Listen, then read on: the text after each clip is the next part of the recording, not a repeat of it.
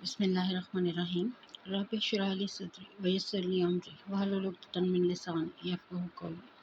Assalamu alaikum dear students, hope all of you are fine and enjoyed your Eid and holidays. From today we are going to start our new class again, and exercise 5.1 to 5.3 you have already done, that is regarding the equalities. ठीक है, तो equalities के regarding आप लोग equations को solve करके उनके solution sets find out कर चुके हैं, वेरिएबल सिंगल वेरिएबल में भी, टू वेरिएबल में भी।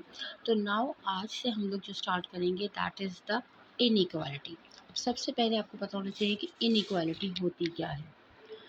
इनइक्वालिटी की अगर हम बात करेंगे तो इनइक्वालिटी का मतलब है या इसके लिए जो सिंबल्स यूज़ होते हैं that is the this one और this one, the less than और द ग्रेटर देन। दो कंडीशंस हैं इनइक्वालिटीज़ में, ठीक है, कि दो टर्म्स को आप कनेक्ट कर रहे हो विद द इनइक्वालिटीज़। उनके दरमियान कोई भी रिलेशन हो सकता है, चाहे वो छोटी हो सकती है चाहे वो बड़ी हो सकती है।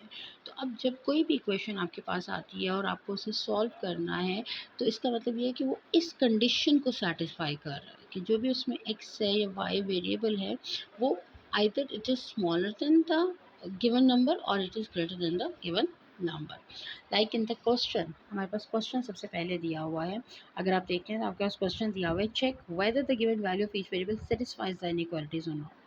तो यहाँ पे उन्होंने सेटिस्फैक्शन मतलब जो चेक, जिस तरीके से हम लोगों ने प्रीवियसली क्वेश्चन में चेक किया था अपना आंसर, ये उस फॉर्मेट पे आ जाएंगे।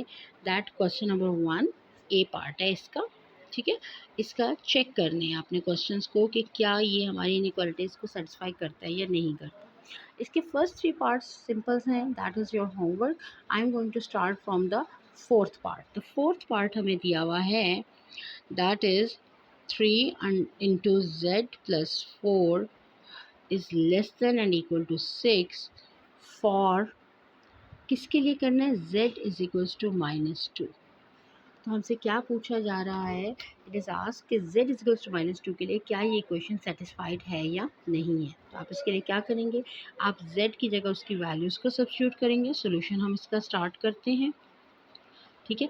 z की जगह हम उसकी वैल्यू डालेंगे, 3 into -2 plus 4 is less than equal to 6, ठीक है। आगे करेंगे तो ये आ जाएगा 3 into 2 less than equal to 6, 3 2 ज़ा 6 लेस देन इक्वल टू 6। अब यहाँ पे आप देखें ये लेस देन तो नहीं आ रहा लेकिन इक्वालिटी को मेंटेन कर रहा है। इसका मतलब है कि ये इसकी इनइक्वालिटी को सेटिस्फाइड करता है। तो आपका आंसर क्या है, वो सेटिस्फाइड हो रहा है, ठीक है। कि अगर यहाँ पे दो कंडीशंस आ रही हैं, उन्होंने लेस देन भी कह दिया और इक्वालिटी भी कह दी है। जब दो कंडीशंस आ रही हैं तो अगर उसमें से कोई भी एक सेटिस्फाइड होती है तो इसका मतलब है कि वो उसका सोल्यूशन सेट है, जेड इसका रूट है, जेड इसकी वैल्यू है, आंसर है, जो भी आप उसे कंसिडर कर सकते हैं। सो यहाँ से हम इसे लिख देंगे सेटिस्फाइड, ठीक।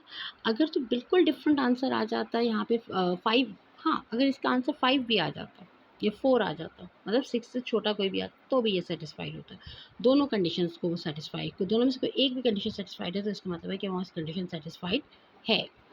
Move to the next part, that is the fifth one.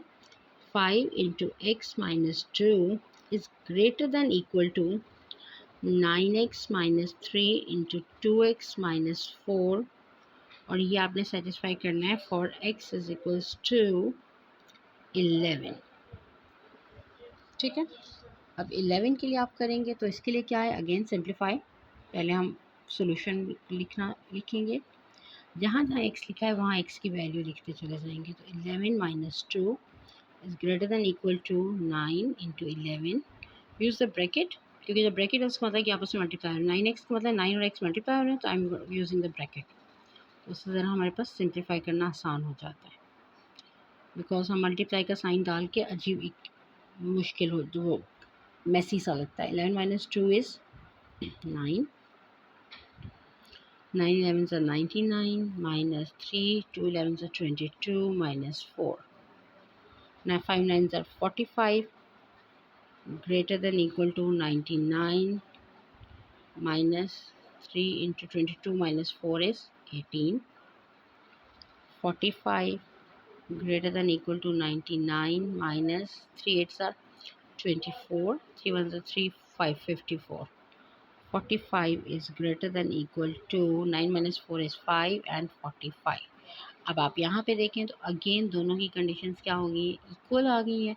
इसका मतलब है कि ये एक्स जो है इस कंडीशन को सेटिस्फाइड करता है, राइट। तो इसी तरीके से आपने इसके तीनों पांचों पार्ट्स को सॉल्व करना है कि आपने उसको जो वेरिएबल की वैल्यू दी हुई है वो इक्वेशन में डालना है और उसको चेक करना है। अच्छा, यहाँ पे एक चीज़ याद रखिए, कोई भी आप मूवमेंट नहीं करेंगे, जस्ट आपको लेफ़्ट को लेफ़्ट साइड सॉल्व करना है, राइट को राइट सॉल्व करना है, and then you will get your answer. ठीक है, तो I hope the 2 questions are clear to you. इसी के रिमेनिंग पार्ट्स आपका होमवर्क होंगे आज आपके लिए, राइट। अच्छा, इसके साथ ही हम मूव करते हैं on the question number 2, sorry question 1 ही का बी पार्ट आपके पास आ जाता है। अब बी पार्ट को अगर आप देखते हो तो यहाँ बी पार्ट क्या दिया हुआ है, in the following cases right each solution in the set notation form. ये आपको set notation form, set builder form भी इसे कहते हैं, सेट नोटेशन फॉर्म भी आता है कि आपको उन्होंने इक्वेशन दी हुई है उसको आपने चेंज करके लिखना है। तो वो कैसे लिखा जाता है, लेट मी एक्सप्लेन यू।